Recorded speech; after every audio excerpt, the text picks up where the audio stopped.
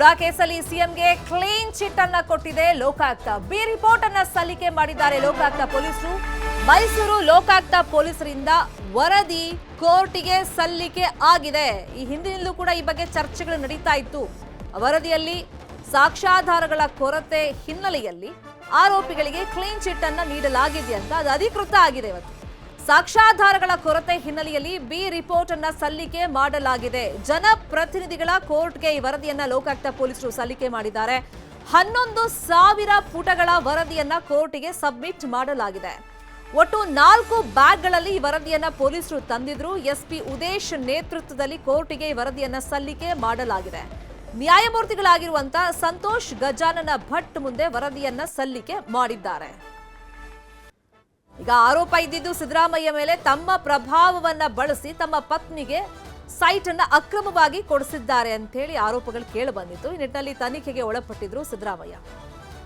ಇದೇ ವಿಚಾರವಾಗಿ ಇನ್ನಷ್ಟು ಡೀಟೇಲ್ ಆಗಿ ಇನ್ಫಾರ್ಮೇಶನ್ ಅನ್ನು ಕೊಡ್ತಾ ಹೋಗೋದಕ್ಕೆ ನೇರ ಸಂಪರ್ಕದಲ್ಲಿ ಕನೆಕ್ಟ್ ಆಗಿದ್ದಾರೆ ನಮ್ಮ ರಿಪೋರ್ಟರ್ ಗಂಗಾಧರ ವಾಗಟ. ಕ್ಲೀನ್ ಚಿಟ್ ಅನ್ನ ಕೊಟ್ಟಿದ್ದಾಯ್ತು, ಈಗ ವಾಟ್ ನೆಕ್ಸ್ಟ್ ಹಂಗಾದ್ರೆ? ಶರ್ಮಿತಾ ಶೆಟ್ಟಿ, ಪ್ರಮುಖವಾಗಿ ಆಡಳಿತ ಮತ್ತೆ ವಿರೋಧ ಪಕ್ಷ ಎರಡಕ್ಕೂ ಕೂಡ ಸಾಕಷ್ಟು ಕುತೂಹಲ ನಿರೀಕ್ಷೆ ಇತ್ತು, ಏನ್ ರಿಪೋರ್ಟ್ ಅನ್ನ ಸಬ್ಮಿಟ್ ಮಾಡಬಹುದು ಅಂತೇಳಿ. ಆದರೆ ಈಗ ಲೋಕಾಯುಕ್ತ, ಮೈಸೂರಿನ ಲೋಕಾಯುಕ್ತ SP ಆಗಿರುವಂತಹ ಉದೇಶ್ ಅವರು ಇವತ್ತು ಕೋರ್ಟ್ಗೆ ಸಬ್ಮಿಟ್ ಮಾಡಿದ್ದಾರೆ. ಸುಮಾರು 11,000 ಪುಟಗಳ ಸುದೀರ್ಘವಾದಂತಹ ಒಂದು ರಿಪೋರ್ಟ್. ಆ ರಿಪೋರ್ಟ್ ಅಲ್ಲಿ ಈಗ ಸಿದ್ದರಾಮಯ್ಯನವರಿಗೆ ಕ್ಲೀನ್ ಚಿಟ್ ಸಿಕ್ಕಿದೆ. ಈ ಮೂಲಕ ಬಿಗ್ ರಿಲೀಫ್ ಸಿಕ್ಕಿರುವಂತದ್ದು ಸಿಎಂ ಸಿದ್ದರಾಮಯ್ಯನವರಿಗೆ. ಆದರೆ ಪ್ರಮುಖವಾಗಿ ಕೇವಲ ಸಿದ್ದರಾಮಯ್ಯನವರಲ್ಲ, 4 ಮಂದಿ ಆರೋಪಿಗಳಿಂದ ಎಲ್ಲರಿಗೂ ಕೂಡ ಕ್ಲೀನ್ ಚಿಟ್ ಸಿಕ್ಕಿರುವಂತದ್ದು. ಆದರೆ ಈ ಪ್ರಕರಣದಲ್ಲಿ ಅಂದ್ರೆ ಏನು ರಿಪೋರ್ಟ್ ಅನ್ನ ಹಾಕಿದ್ದಾರೆ, ಈ 11,000 ರಿಪೋರ್ಟ್ಗಳು ಕೇವಲ 4 ಮಂದಿ ಆರೋಪಿತರಿಗೆ ಮತ್ತೆ 14 ಸೈಟ್ಗಳ ವಿಚಾರವಾಗಿ ಅಷ್ಟೇ ಒಂದು ರಿಪೋರ್ಟ್ ಸಬ್ಮಿಟ್ ಆಗಿರುವಂತದ್ದು. ಉಳಿದ ಮುಂದೆ ವಿಚಾರಣೆ ಏನಿದೆ ಅದು ಮುಂದುವರಿಕೆ ಆಗುವಂತದ್ದು. ಅದು ಉಳಿದ ಇಡೀ ಒಂದು ಮುಡಾ ಹಗರಣಕ್ಕೆ ಸಂಬಂಧಪಟ್ಟಂತ ಏನೋ ಒಂದು ಆರೋಪ ಇತ್ತು, ಆ ಒಂದು ಕೇಸ್ ಏನಿತ್ತು ಅದನ್ನ ಲೋಕಾಯುಕ್ತ ಅಧಿಕಾರಿಗಳು ಅದನ್ನ ತನಿಖೆಯನ್ನ ಮುಂದುವರಿಸಿಕೊಂಡು ಹೋಗಲಿದ್ದಾರೆ. ಮತ್ತೆ ಅದು ಕೋರ್ಟಲ್ಲೂ ಕೂಡ ವಿಚಾರಣೆಗೆ ಬರುವಂತದ್ದು. ಆದ್ರೆ ಪ್ರಮುಖವಾಗಿ ಈ ಒಂದು ಕ್ಲೀನ್ ಚಿಟ್ ವಿಚಾರವಾಗಿ ಸ್ನೇಹಮಯಿ ಕೃಷ್ಣ ಕೂಡ ಆಕ್ರೋಶವನ್ನು ವ್ಯಕ್ತಪಡಿಸ್ತಾ ಇದ್ದು ಮತ್ತೆ ಆರೋಪವನ್ನ ಕೂಡ ಮಾಡ್ತಾ ಇದ್ದಾರೆ. ಇದನ್ನು ನಾನು ಸುಮ್ಮನೆ ಬಿಡೋದಿಲ್ಲ, ಇದನ್ನ ನಾನು ಏನೇ ಮಾಡೇ ಅಂದ್ರೆ ತನಿಖೆಯನ್ನ ವಿಚಾರವಾಗಿ ಈ ಬಗ್ಗೆ ಕೋರ್ಟಲ್ಲಿ ಪ್ರಸ್ತಾಪ ಮಾಡುವಂಥದ್ದು, ಕೋರ್ಟಲ್ಲಿ ನಾನು ಇದ್ರ ಬಗ್ಗೆ ನ್ಯಾಯವಾಗಿ ಮುಂದುವರಿಸಿಕೊಂಡು ಹೋಗ್ತೇನೆ ಅನ್ನೋ ರೀತಿಯಲ್ಲಿ ಕೂಡ ಸ್ನೇಹಮಯಿ ಕೃಷ್ಣ ಅವರು ಹೇಳ್ತಾ ಇರುವಂಥದ್ದು. ಒಂದು 50-50 ಅನುಪಾತದಲ್ಲಿ 14 ಸೈಟ್ಗಳನ್ನ ಪಡೆದಿರುವಂತಹ ಒಂದು ವಿಚಾರ, ಬದಲಿ ನಿವೇಶನಗಳನ್ನ ಏನ್ ಪಡ್ಕೊಂಡಿದ್ದಾರೆ, ಆ ಪಡ್ಕೊಂಡಿರುವಂತಹ ವಿಚಾರದಲ್ಲಿ ಪಾರ್ವತಿಯವರಿಗೆ ಕೊಟ್ಟಿರುವಂತದ್ದೇನಿದೆ ಅದೆಲ್ಲವೂ ಕೂಡ ರಾಜಕೀಯ ಪ್ರೇರಿತ ಮತ್ತೆ ಸಿದ್ದರಾಮಯ್ಯನ ಪ್ರಭಾವ ಇದೆ ಅದರಲ್ಲಿ. ಮತ್ತೆ ಅಧಿಕಾರಿಗಳು ಮತ್ತೆ ಅಲ್ಲಿದ್ದಂತ ಅಧ್ಯಕ್ಷರಿದ್ದಾರೆ ಅವರೆಲ್ಲರೂ ಕೂಡ ಅವರ ಹೇಳಿಕೆ ರೀತಿಯಲ್ಲಿ ಅವರಿಗೆ ಸೈಟ್ ಅನ್ನ ಕೊಡಲಾಗಿದೆ ಅಂತ ಹೇಳಿ ಆರೋಪಗಳಿತ್ತು. ಆದ್ರೆ ಸ್ನೇಹಮಯಿ ಕೃಷ್ಣ ಅವರಿಗೆ ನಿನ್ನೆ ಕೊಟ್ಟಿರುವಂತಹ ನೋಟಿಸ್ ಅಲ್ಲಿ ಸಾಕ್ಷ್ಯಾಧಾರಗಳ ಕೊರತೆ ಇದೆ ಅನ್ನೋ ರೀತಿಯಲ್ಲಿ ಅವರಿಗೆ ನೋಟಿಸ್ ಕೊಡಲಾಗಿದೆ. ಆದ್ರೆ ಆ ಒಂದು ವಿಚಾರದಲ್ಲಿ ನಿನ್ನೆಯೇ ಒಂದು ಕ್ಲೀನ್ ಚಿಟ್ ಸಿಕ್ಕಿದೆ ಅನ್ನೋ ಪ್ರಸ್ತಾಪ ಬಗ್ಗೆ ಸ್ನೇಹಮಯಿ ಕೃಷ್ಣ ಅವರು ಕೂಡ ಮಾತನಾಡಿದ್ರು. ಅದನ್ನ ಕೋರ್ಟಲ್ಲಿ ನಾವು ನೋಡ್ಕೊಳ್ತೀವಿ ಅನ್ನೋ ರೀತಿಯಲ್ಲಿ ಕೂಡ ಅವರು ಮಾತನಾಡಿದ್ರು.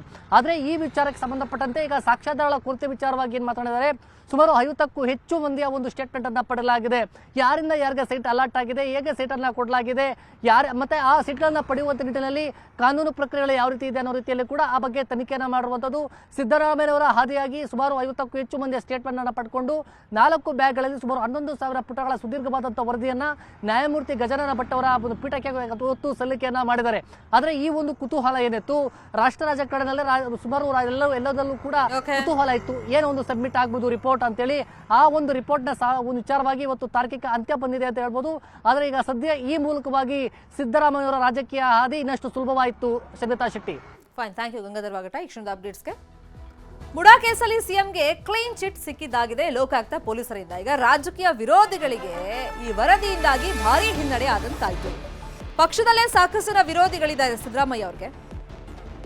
ವಿಪಕ್ಷದವರು ಕೂಡ ಇದೇ ವಿಷಯವಾಗಿ ಆರೋಪವನ್ನ ಮಾಡ್ತಾ ಇದ್ರು. ಸುದೀರ್ಘ ರಾಜಕಾರಣ ಅಂತ ಹೇಳ್ತಾರೆ, ಒಂದು ಕಪ್ಪು ಚುಕ್ಕೆ ಇಲ್ಲ ಅಂತ ಹೇಳ್ತಿದ್ರು. ಈ ಮುಡಾ ಹಗರಣನೇ ಸಿದ್ದರಾಮಯ್ಯ ಅವರ ಪಾಲಿಗೆ ಕಪ್ಪು ಚುಕ್ಕೆ ಆಯ್ತು ಅಂತೆಲ್ಲ ಆರೋಪಗಳನ್ನ ಮಾಡ್ತಾ ಇದ್ರಲ್ಲ, ಹಿನ್ನಡೆ ಆಗಿದೆ ಈ ವರದಿ ಮುಖಾಂತರ. ಅವರಿಗೆ ಸಿಎಂ ಹಾಗೂ ಆಪ್ತರಿಗೆ ಮತ್ತಷ್ಟು ರಾಜಕೀಯವಾಗಿ ಬಲ ಸಿಕ್ಕಂಗಾಯ್ತು, ಶಕ್ತಿ ಸಿಕ್ಕಂಗಾಯ್ತು.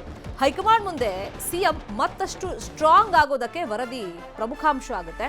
ಕಪ್ಪು ಮಸಿಯಿಂದ ಹಾಗಾದ್ರೆ ಸಿದ್ದರಾಮಯ್ಯ ಮುಕ್ತರಾದ್ರ ಈ ವರದಿ ಮುಖಾಂತರ? ಅವ್ರು ಪದೇ ಪದೇ ಹೇಳ್ತಾ ಇದ್ರು, ನಾನಂತೂ ತಪ್ಪು ಮಾಡಿಲ್ಲ, ನಾನು ಯಾಕೆ ಹೆದರ್ಕೊಳ್ಬೇಕು, ಇದನ್ನ ನಾನು ಕಾನೂನು ರೀತಿಯಲ್ಲೂ ಎದುರಿಸ್ತೀನಿ, ಜೊತೆಗೆ ರಾಜಕೀಯವಾಗಿಯೂ ಎದುರಿಸ್ತೀನಿ ಅಂತ ಹೇಳ್ತಾನೆ. ಸ್ವಲ್ಪ ಮಟ್ಟಿಗೆ ಅಪ್ಸೆಟ್ ಆಗಿದ್ದಂತೂ ಹೌದು ಸಿದ್ದರಾಮಯ್ಯ ಅವರು.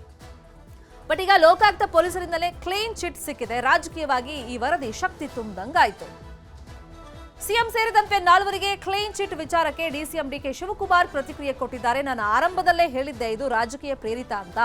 ಲೋಕಾಯುಕ್ತ ಸ್ವತಂತ್ರ ಸಂಸ್ಥೆ, ಇದರಲ್ಲಿ ಯಾರ ಪ್ರಭಾವನೂ ಇಲ್ಲ ಅಂತ ಹೇಳಿದ್ದಾರೆ.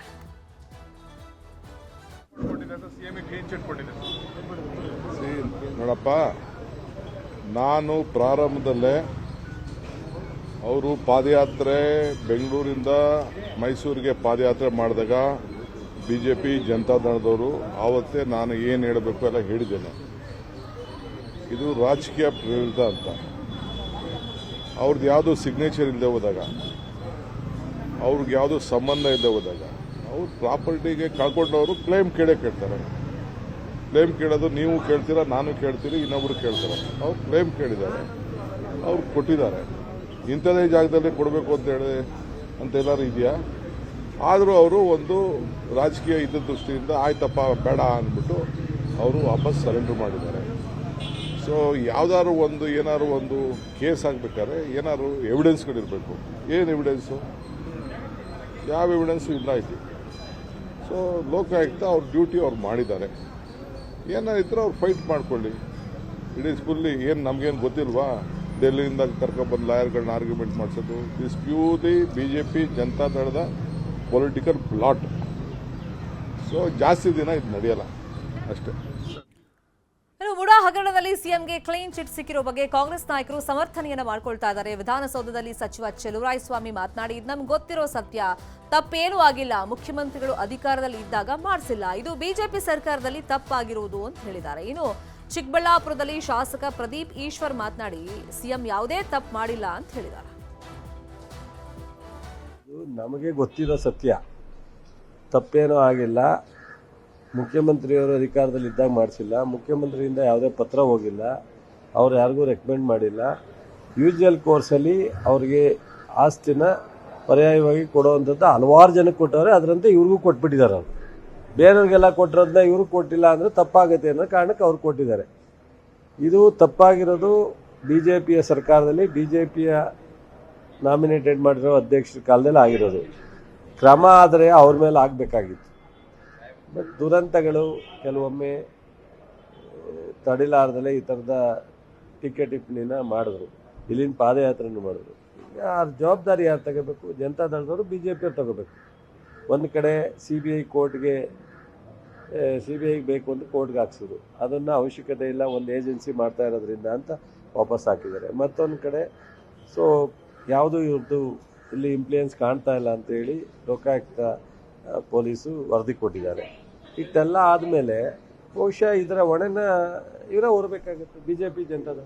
ಸಿದ್ದರಾಮಯ್ಯ ಸಾಹೇಬರು ಪ್ರಾಮಾಣಿಕರು. ಎದೆ ಮುಟ್ಕೊಂಡು ಎದೆ ತಟ್ಕೊಂಡು ಹೇಳ್ತೀನಿ, ಸಿದ್ದರಾಮಯ್ಯ ಸಾಹೇಬರು ಪ್ರಾಮಾಣಿಕರು. ಲೋಕಾಯುಕ್ತವ್ರು ಯಾಕೆ ಕ್ಲೀನ್ ಚಿಟ್ ಕೊಟ್ಟರು ಅಂದರೆ ಏನೂ ತಪ್ಪು ಮಾಡಿಲ್ಲ, ಅದಕ್ಕೆ ಕ್ಲೀನ್ ಚಿಟ್ ಕೊಟ್ಟರು ಅಲ್ವಾ? ಎವಿಡೆನ್ಸ್ ಇಲ್ಲ. ಸಿದ್ದರಾಮಯ್ಯ ಸಾಹೇಬರು ಪ್ರಾಮಾಣಿಕರಿದ್ದಾರೆ. ಅವರು ಯಾವುದೇ ಒಂದು ಕಳಂಕ ಇಲ್ಲ ರೀ. 16ನೇ ಬಡ್ಜೆಟ್ ಮಂಡಿಸ್ತಾ ಇದ್ದಾರೆ, ಕ್ಲೀನ್ ಚಿಟ್ ಕೊಟ್ಟಿದ್ದಾರೆ, ಅದಕ್ಕೆ ನಮಗೆ ಸಂತೋಷ ಇದೆ. ನಮ್ಮ ಸಾಹೇಬರು ಪ್ರಾಮಾಣಿಕರು ಅನ್ನೋದು ಇವತ್ತೊಂದು ಗೌರ್ಮೆಂಟ್ ಏಜೆನ್ಸಿಯಿಂದನೇ ಅಧಿಕೃತವಾಗಿ ಪ್ರಕಟವಾಗಿದೆ. ಅದೇ ವಿಚಾರವಾಗಿ ಇನ್ನಷ್ಟು ಡೀಟೇಲ್ ಆಗಿ ಇನ್ಫಾರ್ಮೇಷನ್ ಕೊಡೋದಕ್ಕೆ ನೇರ ಸಂಪರ್ಕದಲ್ಲಿ ಕನೆಕ್ಟ್ ಆಗಿದ್ದಾರೆ ನಮ್ಮ ರಿಪೋರ್ಟರ್ ಹೆಬ್ಬಾಕ ತಿಮ್ಮೇಗೌಡರು. ತಿಮ್ಮೇಗೌಡ್ರೆ, ಪ್ರತಿ ಬಾರಿನೂ ಸಿದ್ದರಾಮಯ್ಯ ಈ ಆರೋಪ ಬಂದಾಗ ಹೇಳ್ತಾ ಇದ್ರು, ಇದನ್ನ ರಾಜಕೀಯವಾಗಿನೂ ಫೇಸ್ ಮಾಡ್ತೀನಿ, ಕಾನೂನು ರೀತಿಯಲ್ಲೂ ಫೇಸ್ ಮಾಡ್ತೀನಿ ಅಂತ. ಅದರಂತೆ ಈಗ ಪಕ್ಷದಲ್ಲೇ ಇರುವಂತ ತಮ್ಮ ವಿರೋಧಿಗಳಿಗೆ ಮತ್ತೆ ವಿಪಕ್ಷದವರಿಗೆ ಯಾವ ತರ ಉತ್ತರ ಕೊಟ್ಟಂಗಾಯ್ತು? ಯಾವ ತರ ರಾಜಕೀಯ ಬಲ ತುಂಬ್ತಾ ಇದೆ ಈ ಲೋಕಾಯುಕ್ತ ವರದಿ?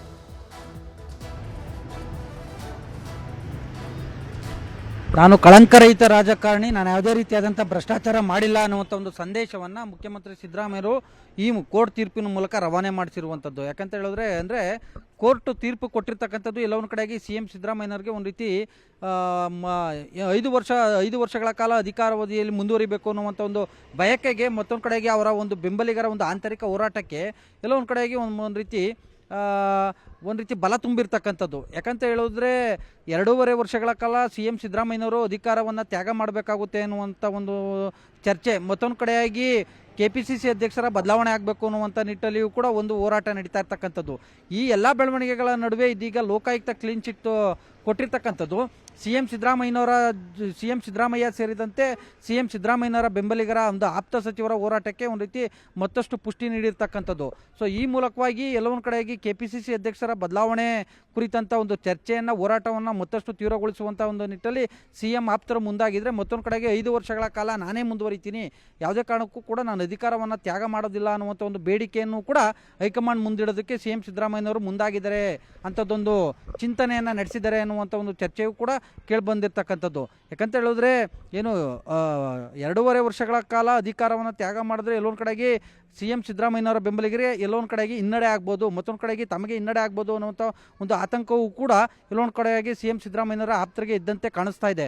ಸೊ ಹೀಗಾಗಿ ಈ ಒಂದು ವಿಚಾರವನ್ನು ಸಿಎಂ ರಕ್ಷಿಸುವಂಥ ಒಂದು ಹೋರಾಟಕ್ಕೆ ಇದು ಒಂದು ರೀತಿ ಲೋಕಾಯುಕ್ತ ಕ್ಲೀನ್ ಚಿಟ್ ಒಂದು ರೀತಿ ಬಲವನ್ನು ತುಂಬಿದ್ರೆ, ಮತ್ತೊಂದು ಕಡೆಯಾಗಿ ಈ ಒಂದು ಕೆಪಿಸಿಸಿ ಅಧ್ಯಕ್ಷರ ಬದಲಾವಣೆ ಕುರಿತಂಥ ಒಂದು ಚರ್ಚೆಯನ್ನು ಇದೀಗ ಮತ್ತಷ್ಟು ತೀವ್ರಗೊಳಿಸುವಂಥದ್ದು, ಆ ಮೂಲಕವಾಗಿ ಡಿ ಕೆ ಶಿವಕುಮಾರ್ ಅವ್ರಿಗೆ ಪಕ್ಷದ ಮೇಲಿರ್ತಕ್ಕಂಥ ಹಿಡಿತವನ್ನು ಕೈತಪ್ಪಿಸುವಂಥದ್ದು, ಮತ್ತೊಂದು ಕಡೆಯಾಗಿ ಏನು ಸಿಎಂ ಹುದ್ದೆಗೆ ಏರಬೇಕು ಅನ್ನುವಂಥ ಒಂದು ನಿಟ್ಟಲ್ಲಿ ಏನು ಡಿ ಕೆ ಶಿವಕುಮಾರ್ ಅವರು ಪ್ರಯತ್ನವನ್ನು ಮಾಡ್ತಾರೆ, ಆ ಒಂದು ಪ್ರಯತ್ನಕ್ಕೆ ಹಿನ್ನಡೆ ತಂದೊಡ್ಡುವಂಥ ಒಂದು ತಂತ್ರಗಾರಿಕೆಯನ್ನು ಈ ಒಂದು ಲೋಕಾಯುಕ್ತ ಕ್ಲೀನ್ ಚಿಟ್ ಬಳಿಕ ಸಿಎಂ ಆಪ್ತರು ಮಾಡ್ಕೊಂಡಿದ್ದಾರೆ ಅನ್ನುವಂಥ ಒಂದು ಚರ್ಚೆ ಇದೀಗ ಕೈಪಾಳ್ಯದಲ್ಲಿ ಕೇಳಿಬರ್ತಾ ಇರುವಂಥದ್ದು. ಶರ್ಮಿತಾ, ಫೈನ್, ಥ್ಯಾಂಕ್ ಯು ತಿಮ್ಮೇಗೌಡ್ರೆ ತಮ್ಮ ಇನ್ಫಾರ್ಮೇಷನ್